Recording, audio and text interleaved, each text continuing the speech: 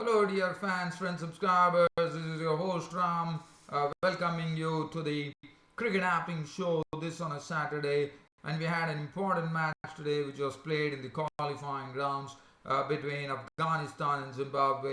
And Afghanistan were the ones who knocked Zimbabwe out of the World Cup today, as Zimbabwe became the other casualty in this World Cup, and also Afghanistan keeping their record intact with Zimbabwe having never won against Afghanistan in a World Cup. And today it was Afghanistan actually having a very good win. In fact, they won the match by 59 runs by putting up a very aggressive score up front and then whittling down the Zimbabweans to only, I would say, they whittled them down to 127 all out. And Asghar Stanikzai, the Afghanistan skipper, was a proud man. And so now Afghanistan are definitely within touching distance, I would say, but they definitely have one match to play, as we all know, to qualify for the World Cup proper. The other match that happened, which was not of any consequence, between Scotland and Hong Kong, it was decided by the Duckworth Lewis method. Didn't really matter because it was only being played for all pride, I would say. And in fact, Scotland, after making their debut in the world tournaments like the ICC, this is the first ICC event that they have almost broken almost a 17-year drought, where Scotland have finally won their first match in an ICC event, as they actually knocked off Hong Kong today. They won by 8 wickets, but what a relief for Scotland. Scotland will be happy because, as I said, they were through a real drought here for 17 years, never won an ICC event round, and today this was the first win under the belt, and that was against Hong Kong. And there were two warm-up matches being played today, it resulting in the host India being beaten by a very slender margin. In fact, South Africa, there was a warm-up match, South Africa winning the match, scoring 196 for 8, and India applying for 192 for 3. South Africa won the match by 4 runs, and the other match was between New Zealand and England, where it was England were the victors by 6 wickets against New Zealand. The warm-up matches. As far as the previews, I wouldn't know whether I would have time to do the preview, but two matches coming up tomorrow. One is a match which definitely no consequence, Ireland versus Netherlands. But the match between Bangladesh and Oman is the match to really watch for, because Bangladesh are taking on Oman, and Bangladesh have already sounded saying that they know what Oman's strengths are, and they are not the one to be frazzled by that. So they are ready for the challenge with Oman. So what a match that's going to be. So that's a superb match which is coming up tomorrow between Bangladesh and Oman, and Afghanistan have come to the main draw now. Now we have, these two teams have to clash, and we will know about it. So still, there's some. We are coming. I think it's on. We are right now on the 12th of March here. 15th of March is the World Cup proper, and yes, it is going to be decided which two teams are going to top the group and go and be in the World Cup proper. So that is something which is going to happen. So right now, so that is and that is what I'll be talking about. So now the first thing that I'm going to talk about is the match between Afghanistan and Zimbabwe. Well, Afghanistan batted first. In fact, the toss was actually won by Afghanistan, and at the Vidarbha Cricket Association Stadium in Nagpur, they decided that they will bat first against Zimbabwe. And Afghanistan, well, as I said, Mohammad Shahzad in the recently concluded series between Afghanistan and Zimbabwe was the man of the match, and what an innings he played. I mean, as I said, he's a very difficult bowler to bowl to, and definitely Chatara and Tripano were taken for runs, as Mohammad Shahzad was belting boundaries of them. In fact, he hit 7 boundaries, and all the 7 boundaries were belted in between Chatara and Tripano, the pace bowlers. Once again, Hamilton Masakadza, the Zimbabwean captain, starting off with his offie, Wellington Masakadza, who did a good job, I thought. But Mohammad Shahzad was in his element. He was stroking the ball, because the thing about Mohammad Shahzad is that he gets some real raw power generated, so that really sends the ball scudding into the fence. So Mohammad Shahzad was absolutely superb today. And he once again continued that good vein of form that he had with Zimbabwe, and he compiled 40 runs, and he hit a six of the bowling of Sean Williams that went out of the Vidarbha Cricket Association Stadium in Nagpur, and the ball could not be retrieved, and the umpires had to call for a new ball there. So Mohammad Shahzad, as I said, he packs an enormous punch when he plays his strokes, and this was sent soaring over the Vidarbha Cricket Association Stadium in Nagpur. What an innings he played. He entertained that a very small crowd there, the VCA. I mean, there's a good crowd, I'd say, on Saturday. And Mohammad Shahzad cracked 40 of just 23 deliveries, 7 fours and 1 six. So that was a very good start. In fact, look at the way Mohammad Shahzad played. He was simply dynamite. 49 was the first wicket. 49 runs were added for the first wicket in 29 balls, 4.5 overs to be precise, and Mohammad Shahzad had departed after making 40 of just 23 deliveries, 7 fours and 1 six. Nur Ali Zadran, and then once Shahzad went, there was a bit of a stutter as wickets went a bit quickly. First it was Nur Ali Zadran, Asghar Stanikzad, the skipper, was dismissed by Panyangra for a flop. Nur Ali Zadran was also dismissed by Panyangra for 10 or 14 balls with 1-4, and Gulbuddin Naib was sent packing by Panyangra, who was on a real roll there, taking 3 wickets on 3 wickets pretty quickly, and he brought Afghanistan from a position when they had Mohammed. In fact, Nur Ali Zadran was the one who was the last out, which made it 63 for 4. Gulbuddin Naib was out for 7. Clean ball by Panyangra. And it was 63 for 4 in the 8th over, and then it was two new batsmen in the middle, but definitely it didn't matter because Samila Shenwari was superb. He was pulling well, and Samila Shenwari was much more aggressive, and then Mohammad Nabi was at the crease, and both really started combining beautifully and started getting runs at a real clip, and in no time they had actually realized a lot of runs. In fact, from this 8th over, they took them almost to the 20th over because they were there till the 19th over, and they ensured that Afghanistan. This was a very good innings, I would say, because Afghanistan definitely recovered from 63 for 4 to 161. So it was a 97-run partnership that ensued between Samila Shenwari, who was playing some beautiful strokes, and Mohammad Nabi towards the end was clubbing boundaries and sixes. And finally, this partnership really brought Afghanistan to a score that they would be very happy with. And eventually it turned out to be a winning score, and especially considering on the Vidarbha Cricket Association Stadium in Nagpur as to how it was played, it was no wonder that this score turned out to be a winning score. Samila Shenwari making 43 of 37 balls with 4 fours and 1 6. Mohammad Nabi was there till the end. He was run out on 52 of just 32 deliveries, 4 fours and 2 sixes. Eventually took the man of the match. Shafiqullah was not out on 9. Dalit Zadran was not out on 0, and 186 for 6. According to me, was a good score. Even though Mohammad Shahzad gave them the impetus, I thought Afghanistan lost their way when Panyangra picked up 3 wickets pretty quickly, but recovered through the services of Samila Shenwari and Mohammad Nabi to post 186 for 6. I thought was a very good effort. And looking at the bowling as far as Zimbabweans were concerned, Wellington Masakadza, 4 overs, 1 maiden, none for 31. Chatara was today definitely taken to the cleaners. 3 overs went for 34. Tripano, 3 overs, was carted for 41 runs with 1 wicket. Sean Williams disappeared out of the ground of Mohammad Shahzad's bat. 4 overs, no maiden, 1 for 25. Panyangra was the only one who really looked like taking wickets and keeping a lid on the batsman. 4 overs, 3 for 32.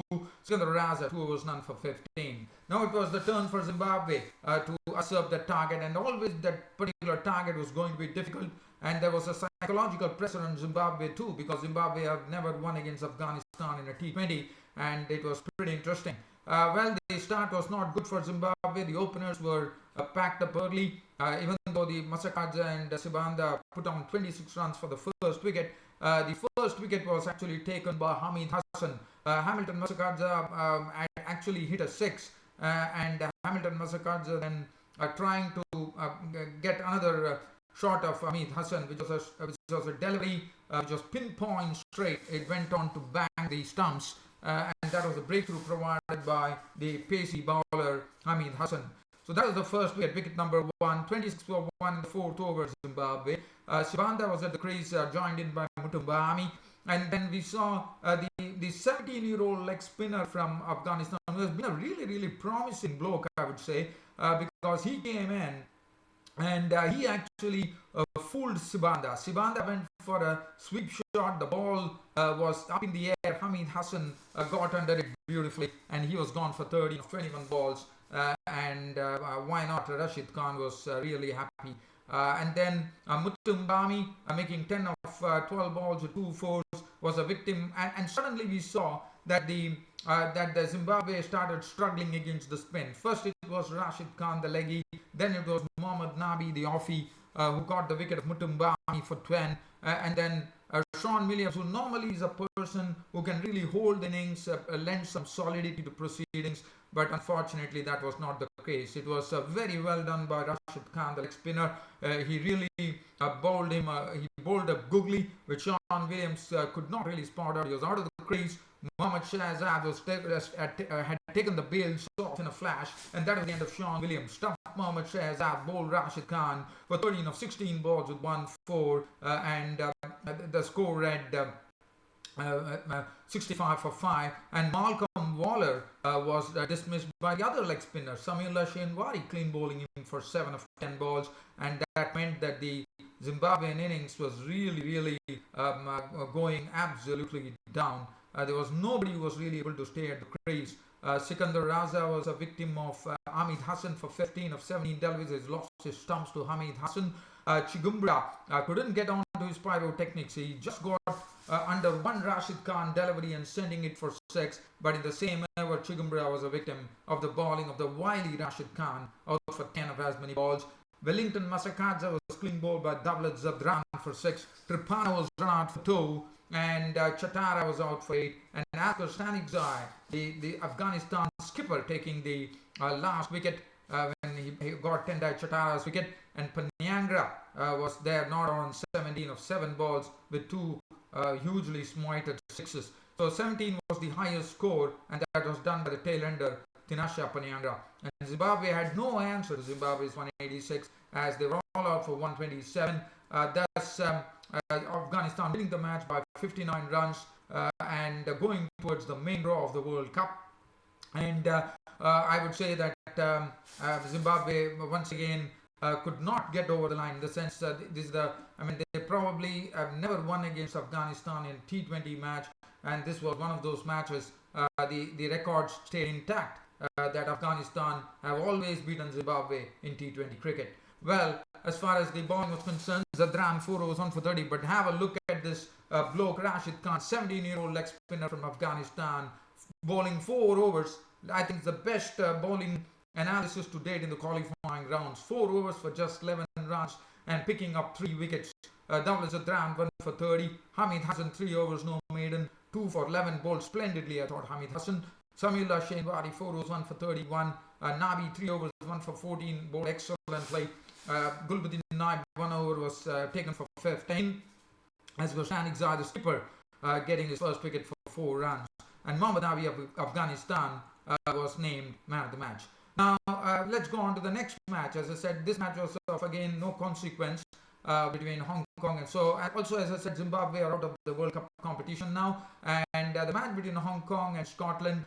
Well, Hong Kong definitely didn't find it easy at all, with the Scottish bowlers really bowling an excellent line.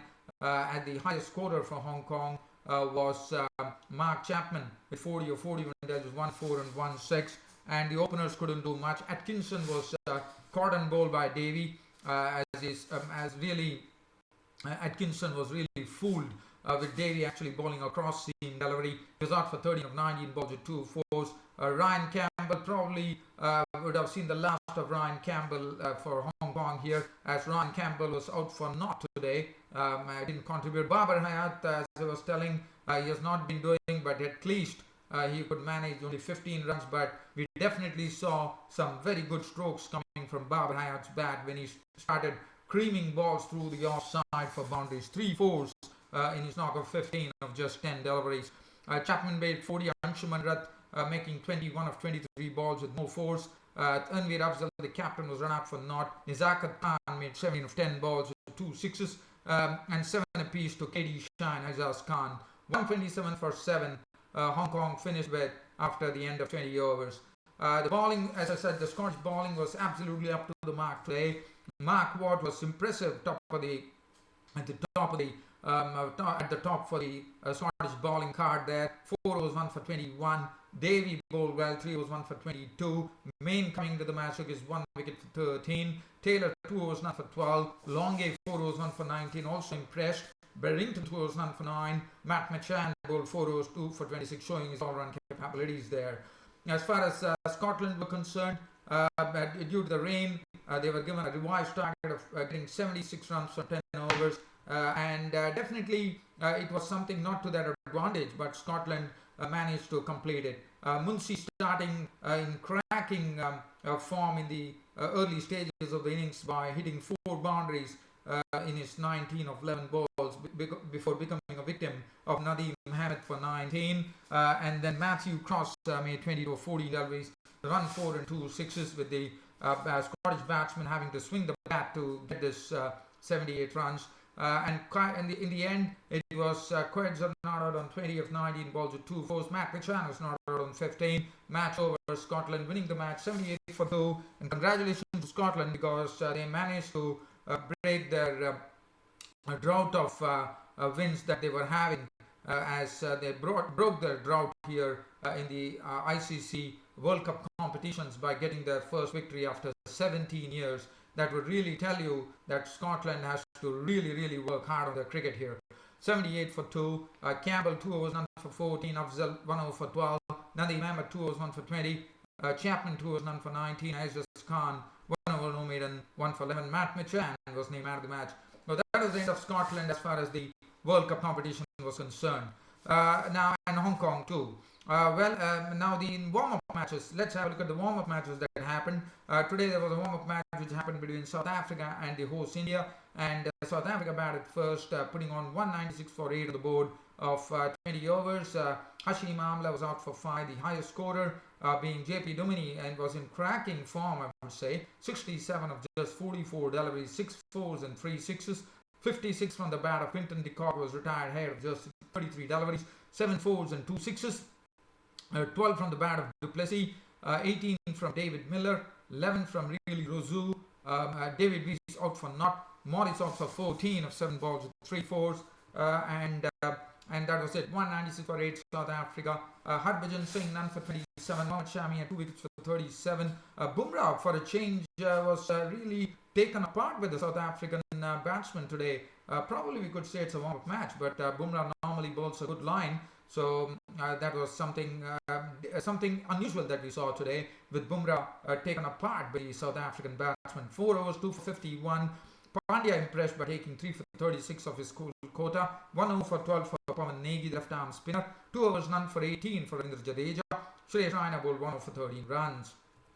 As far as India were concerned, they were given a target of 197 to actually win from their 20 overs, the chase was really kept up by Shikhar Dhawan, who was there, but unfortunately they still couldn't make it across.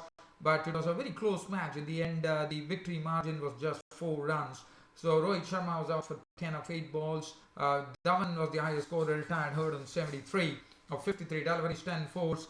Kohli was cheaply dismissed for 1 by Dale Steyn. Rahane made only 11 of 9 balls with 2 fours. Suresh Raina retired 41 of 26 balls with 3 fours and 2 sixes. Yuvraj Singh made 16 of just 8 deliveries and unbeaten 16 at that of 8 deliveries, 1 4 and 1 6. Dhoni towards the end tried his best to take India to victory, but India finished 4 runs short. He was not out on 30 of just 16 deliveries, 4 fours and 1 6. Let's have a look at the South African bowling. It was good to see Dale Steyn bowl, but Dale Steyn definitely was not very impressive. But the main thing was that he picked up the prize ticket of Virat Kohli for 1. Abbott bowled 1 for 32. Morris also finding it a bit tough. 4 overs none for 42. David Weiss 2 overs, went for 26. Imran Tahir 3 overs, 1 for 25. Dumini 2 overs, none for 16. Arun Fangiso 1 over, no maiden, none for 13. So that is as far as the warm-up match between India and South Africa is concerned, with South Africa winning it. And the next match, the other warm-up match that happened was between New Zealand versus England. New Zealand batted first and they put on 169 for 8 of their 20 overs. As far as New Zealand were concerned, it was the captain Kane Williamson playing a very nice knock with some classic strokes being played in a very, very good knock of 63 of just 39 deliveries, 9 fours and 1 6. Other than that, Guptill contributed 16 of 8 of 7 balls with 2 fours and 1 6. 14 from Henry Nichols of 13 balls with 2 fours. Ronke made 13 of 11 balls with 1 4. Ross Taylor was in the end not out on 19 of 20 balls with 1 4. Santner was out for 10 of 8 balls with 2 fours. Nathan McCullum 2. Elliott 14 of 11 balls with 2 fours. McClenaghan 1 of 2 balls. And 169 for 8 of 20 overs from New Zealand. With the main person who really troubled New Zealand was none other than the random leg spinning all-rounder Adil Rashid, who bowled 4 overs, no maiden, 15 runs on 3 wickets. Moeen Ali 1 for 30, 3 overs, 1 for 28 for Ben Stokes, probably playing in India for the first time. Plunkett 1 over, none for 19, was really taken apart. Topley bowled 2 for 39, Jordan 1 for 37. England chasing the target of 170 runs to win. Jason Roy was in magnificent form. He was in fine touch, and as I already said, that Jason Roy to me seems to be a very good talent in the making, and he makes batting look pretty easy, and I'm sure he would love the Indian tracks, and well, he really played a neat little innings of 55. He was the one who really started it, but definitely Alex Sales was not behind. Alex Sales was also combining well, and before one could realize, they had already put 77 runs for the first wicket. 55 from Jason Roy of just 36 deliveries, 7 fours and 2 sixes. Alex Sales could not hit any sixes, but he made 44 of 36 deliveries with 5 fours. After that, Root was out to Santner for 11 balls, Morgan making 20, and then finally it was Josh Butler with his innovative strokes taking them to victory. Unbeaten 24 of just 9 deliveries, 3 fours and 1 6. Ben Stokes was not out on 8. And 170 for 4. England winning this warm-up match against New Zealand by 6 wickets. The bowling, Tim Southee, 3.2 overs, no maiden, none for 33. Went for a real tonk, I would say. Bowled 3 overs, none for 27. Clenaghan was carted, 3 overs, none for 33. Santner bowled superbly. I think Santner really took advantage of this spinning track here. 4 overs, no maiden, 224. Very impressive. And I'm sure Mitchell Santner is the man to watch in this New Zealand team in this World Cup. He's a very, very promising all-rounder. Nathan McCullum, 4 overs, 225. Monroe, 1 over for 16. And Williamson, 1 over, none for 10. So that was the wrap-up of all the warm-up matches that was played in the World Cup. And just going to leave this cricket happening show now by telling you that tomorrow, 2 matches coming up. One match is going to be very important between Oman and Bangladesh. A very important match is coming up, and that is something which would really say which is the other team which is going to come, and I'm definitely going to look at that. In fact, as you know, Afghanistan have already progressed to the main draw, so that means that tomorrow's match will decide as to who will be taking on Afghanistan. So basically, it's almost getting decided here. I mean, Afghanistan already made it the main draw. Now it's the turn for Bangladesh, and what a match that is going to be. Oman would be hoping that they could cause another shock here at the stadium here against Bangladesh. So, but I think that would be a very good match to watch, Bangladesh versus Oman. And also Ireland and Netherlands are going to play, but again, that's of really no consequence because both are out of the competition. Well, dear fans and subscribers, always a pleasure talking to you on this Cricket Happening show and dwelling on all the happenings that has been happening in cricket play in this T20 World Cup qualifying rounds. Congratulations to Afghanistan for qualifying for the main draw, and tomorrow it will be the turn of either Bangladesh or Oman. Well, dear fans and subscribers, I would like to wind up this Cricket Happening show by saying a big goodbye this on a Saturday and promising you that I'll be back with you all tomorrow, that's on a Sunday, to recount